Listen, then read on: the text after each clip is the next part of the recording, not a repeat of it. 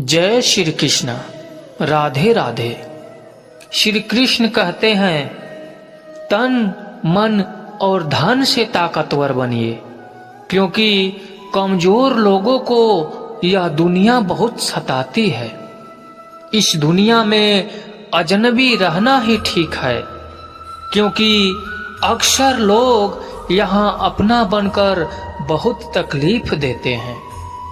रिश्ता चाहे कोई भी हो, लेकिन अगर वह आपके दुख में आपके साथ नहीं है तो उस रिश्ते का कोई मतलब नहीं है। जो इंसान दिल का साफ होता है वह कम ही लोगों का खास होता है।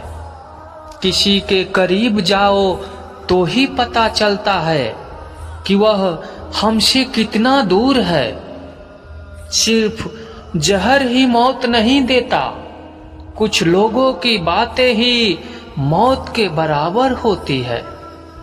अक्सर हमारे खास रिश्ते उस वक्त नजर ही नहीं आते हैं जब हमको उनकी सख्त जरूरत होती है। फर्क सिर्फ इतना है कि किताबों से सीखो तो नींद आती है, और अगर जिंदगी सिखाए तो नींदें ही उड़ जाती है। मौत की बाहों में ही आराम है, जिंदगी तो एक झूठ का नाम है। वक्त का तो काम है गुजरना, बुरा है तो सब्र करो, और अगर अच्छा है तो शुक्र करो। कई बार कुछ झूठ इतने बड़े होते हैं कि वह हकीकत को भी छोटा कर देते हैं। क्यों ना 7 फेरों को कम किया जाए, बस जितने निभाए जा सके उतने ही लिए जाए। चिंगारी को हवा देने की आदत नहीं है हमारी, और अगर बात हक की हो तो हम आग लगाने का दम भी रखते हैं। एक बुरी आदत आज भी है मुझ में कि मैं किसी को माफ करके भी माफ नहीं करता। भरोसा चाहे सब पर करो, लेकिन कभी किसी के भरोसे मत रहो। मैं हूँ और तुम हो, और बरसात हो जाए, अगर ऐसा हो जाए तो क्या बात हो जाए। कभी भी किसी की सुनाई बातों पर तुरंत भरोसा मत करना, क्योंकि लोग आपको वह बातें कभी नहीं बताते जिनमें वह खुद गलत होते हैं। किसी से दिल लग जाने को मोहब्बत नहीं कहते, जिसके बिना दिल ही ना लगे मोहब्बत तो उसे कहते हैं। जो दूसरों का हक और खुशी छीन लेता है उसके सुख की उम्र बहुत कम होती है। थोड़ी बुराई भी होना जरूरी है। हमेशा तारीफ ही मिलती रहेगी तो आप कभी जिंदगी में आगे नहीं बढ़ पाओगे। मसला यह नहीं कि लोग दूर हो जाते हैं, मुद्दा तो इतना है कि उनका तरीका गलत होता है। किसी के साथ धोखेबाजी करके कभी खुश मत होना, क्योंकि तकदीर जब तमाचा मारती है तो वह मुंह पर नहीं सीधा रूह पर लगता है।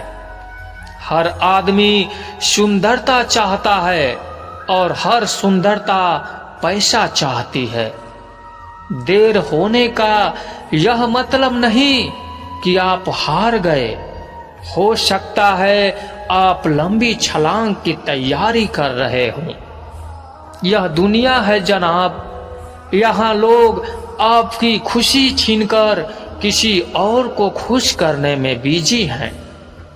घर के बाहर दिमाग लेकर जाओ, क्योंकि यह दुनिया एक बाजार है, और घर के अंदर सिर्फ दिल लेकर आओ, क्योंकि यहाँ एक परिवार है।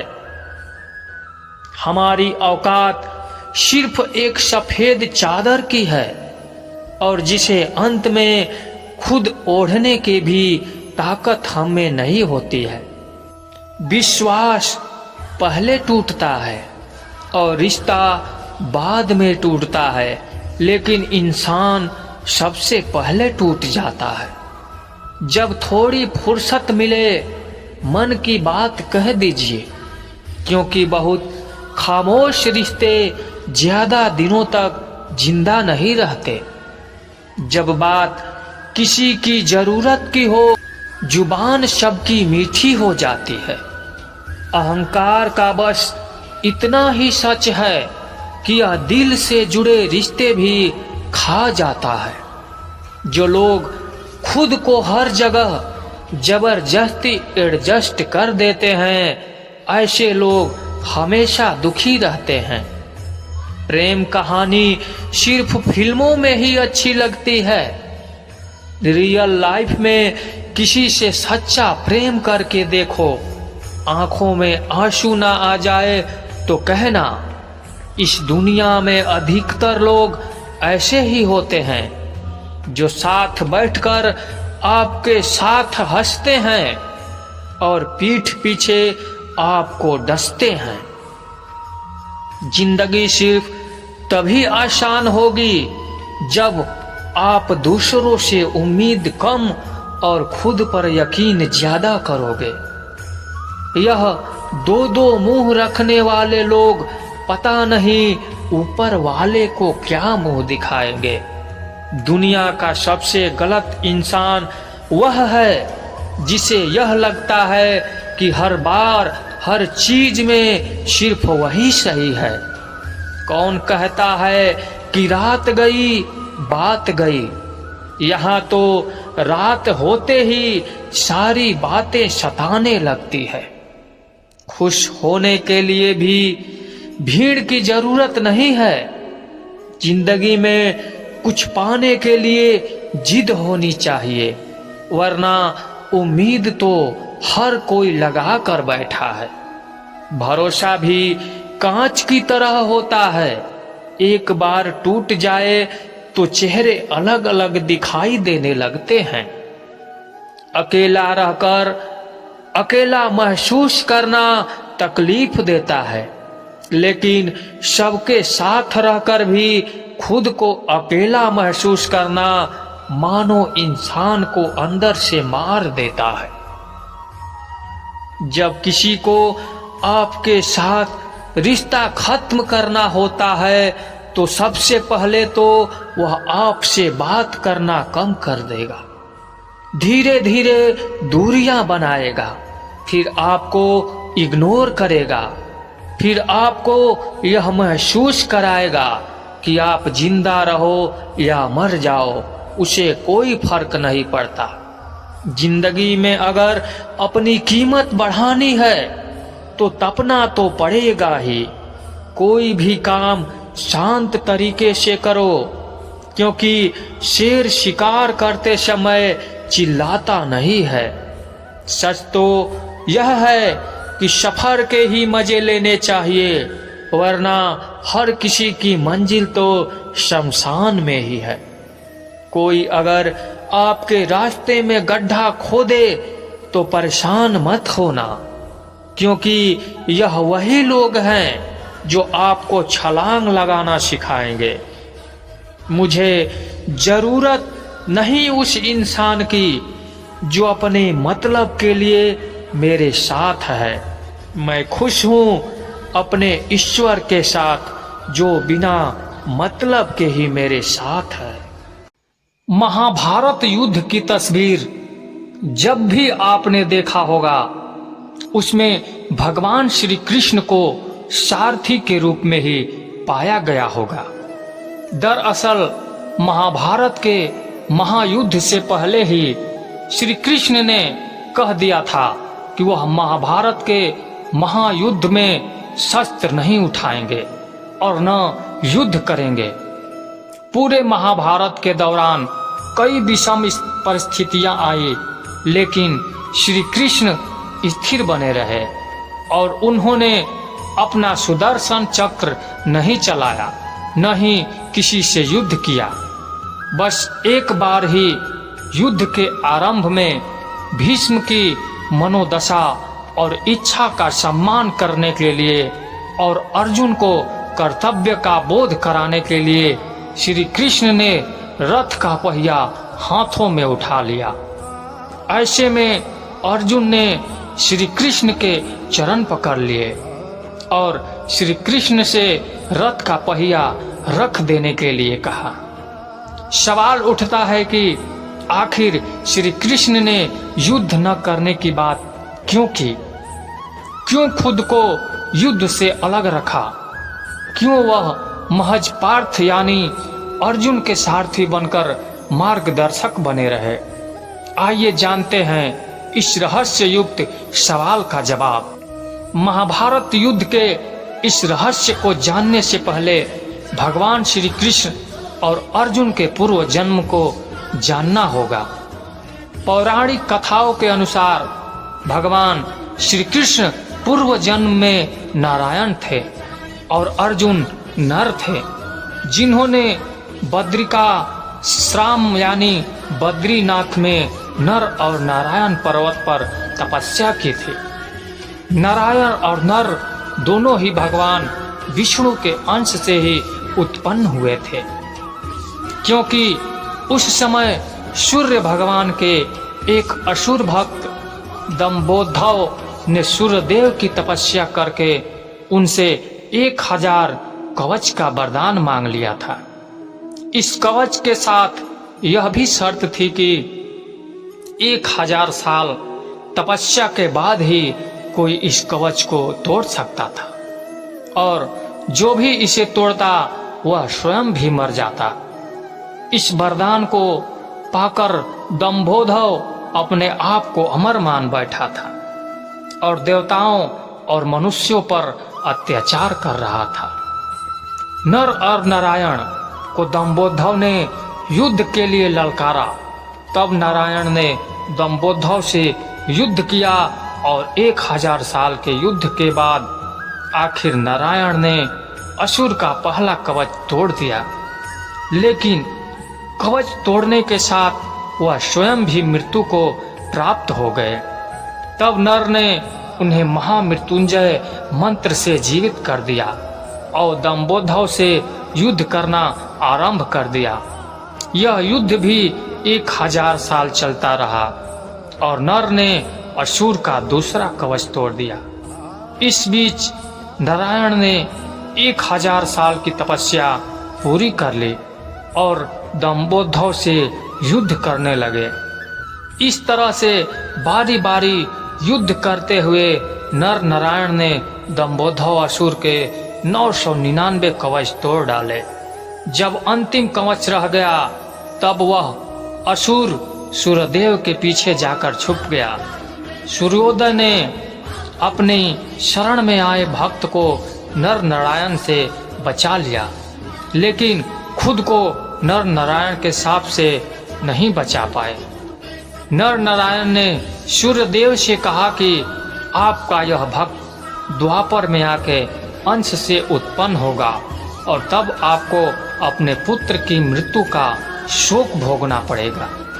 सूर्यदेव का वह असुर भक्त ही द्वापर में कर्ण हुआ, जो सूर्य के अंश से कवच कुंडल के साथ उत्पन्न हुआ था। नर ने 1000 वर्ष की तपस्या पूरी कर ली थी और दंभोधव से अंतिम युद्ध करने की उनकी बारी थी। इसीलिए नारायण ने अर्जुन से कहा था कि यह महाभारत का युद्ध तुम्हारा युद्ध है, तुम्हें ही यह युद्ध लड़ना होगा। इस युद्ध में मैं मार्गदर्शक ही हो सकता हूँ। इस युद्ध को जीतकर तुम्हें कीर्ति की प्राप्ति होगी और धरती का सुख प्राप्त होगा। तुम अपना युद्ध नहीं लड़ोगे तो मैं भी तुम्हारी मदद नहीं कर पाऊंगा, क्योंकि कर्ण का वध तो केवल अर्जुन ही कर सकते थे, क्योंकि सूर्य के वरदान के कारण दंभोधव को वही मार सकता था जिसने 1000 वर्ष तपस्या की हो, और कर्ण अगर जीवित रह जाता तो महाभारत युद्ध पांडव नहीं जीत पाते। इसलिए श्री कृष्ण ने अर्जुन को युद्ध करने के लिए कहा और स्वयं पार्थ के सारथी बने रहे। महाभारत युद्ध में भगवान श्री कृष्ण ने स्वयं युद्ध न करके अर्जुन से युद्ध के लिए आगे किया। इसके पीछे एक रहस्य यह भी है कि भगवान कहते हैं मैं तो मार्गदर्शक हो सकता हूँ, बुद्धि रूपी रथ का सारथी हो सकता हूँ, लेकिन हर व्यक्ति का जीवन में अपना अपना युद्ध होता है और जो अपना युद्ध स्वयं नहीं लड़ सकता भगवान भी उसकी मदद नहीं करते हैं। इसलिए हमेशा यह समझना चाहिए कि जब युद्ध हमारा है तो यह हमें ही लड़ना होगा। ईश्वर हमारे बदले आकर युद्ध नहीं लड़ेंगे। अगर सत्य की लड़ाई करेंगे तो ईश्वर सारथी बनेंगे और अगर असत्य की ओर से युद्ध करेंगे तो आपके सारथी भी नहीं बनेंगे और फिर कौरवों की तरह विनाश होना तय है।